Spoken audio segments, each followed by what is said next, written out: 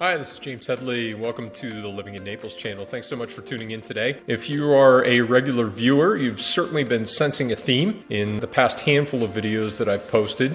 And the market has changed significantly in the past month and a week or two, depending upon when you're watching this. Now, today I'm going to present a case study of sorts to illustrate this and talk about some key takeaways for buyers and sellers alike. As always, I appreciate you tuning in, liking, subscribing, and sharing. And if there is anything that I can do for you individually to talk about your specific needs as a buyer or seller in the market, please do be in touch anytime. With that, I'll dive right into today's case study.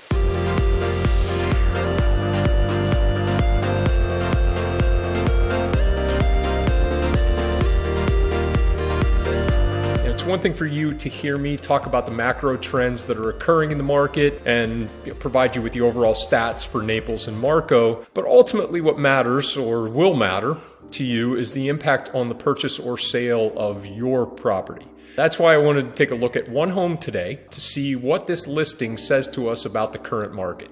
So here are some background specifics on the condo that I'm focusing on as our example today. Now, first of all, it's a 3-bedroom, 3-bath, nearly 1,900 square foot condo. So fairly representative of a lot of homes that you will find, a lot of condos that you'll find throughout the Naples and Marco Island markets. This one happens to be located in Eagle Creek, which is a gated community between Naples, downtown Naples, and Marco Island. Very nice section of East Naples. This condo has a golf course view. There's no required golf membership with this condo. Some condos in that community do have requirements for golf memberships. This one comes with a social membership requirement. And the asking price as of the time of this recording was $430,000. This home came onto the market in the last day of March of this year at $569,000.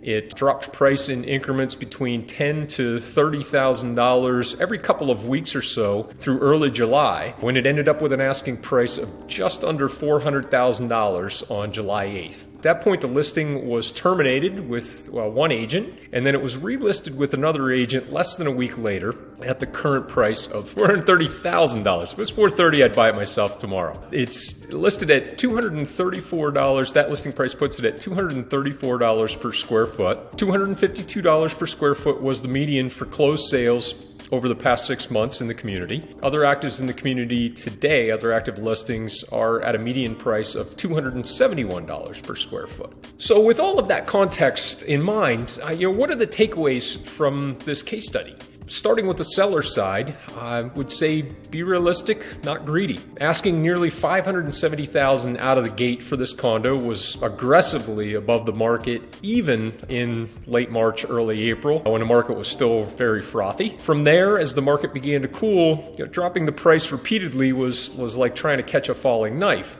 Regardless of market conditions, just keep in mind it's almost always best to price to the market or even slightly below it in order to maximize your return. There's no guarantee, but if this condo had been priced around $400,000 in April or even into early May versus getting to that level closer to the 4th of July, the odds are reasonably good that it would have gone to contract in that heavily tilted toward the seller side of thing market that we were experiencing at that point. Turning to the buyer side, what can we take away from this? Aside from the easy 20/20 hindsight advice that patience is a virtue, it is key to arm yourself with the right numbers. If you know that this condo was listed a couple of weeks ago for roughly $400,000, is there any reason to consider making an offer today above that number, even though the asking price is now $430,000? Does $234 per square foot sound like a reasonable deal, given what I told you about the other properties in the community that are listed for around $35 per square foot higher today? If you say yes, what if I told you that when we look at just condos in this community, they sold for a median dollar per square foot of $232 per square foot in the last 6 months, which includes that absolute peak of market insanity. For everyone, The market has changed, and it's more important than ever to work with an agent that can provide you with the quantitative and qualitative information to allow you to make the best decision possible and get the best deal possible. I'd certainly welcome that opportunity to determine if I'm the right fit for your needs, so please don't hesitate to contact me anytime. I hope this has been useful to you. Happy to look at any specific properties for you on the buy or sell side anytime, so please do reach out at your convenience. And again, thank you for tuning in, liking and subscribing and sharing, and I will see you in the next episode. Thank you.